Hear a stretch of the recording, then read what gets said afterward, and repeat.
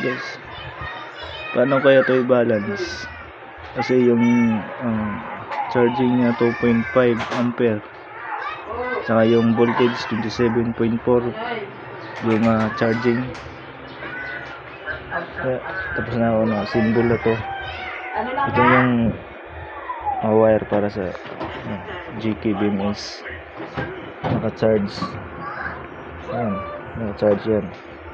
Saka yung mga terminal. Ayan.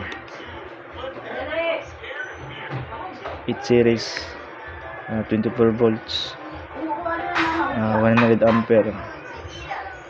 Ito na yung total load, yung ating LiPo4 battery. Saka naka-charge siya ngayon sa ating Voxor 12 volts 20 ampere kapag 12 volts lang. Pag 24 volts 10 ampere, yung bawas na 10 ampere na lang. Pero pwede siya pang charge kasi nasa naman, portable battery charger siya. Pwede siya sa LiPo. Yan, LiPo4 battery or EGL. Observe ko muna kasi parang ayaw niya mag-balance kada per pieces na battery. Nasa 3.3, yung iba 3.4 tsaka 3.5.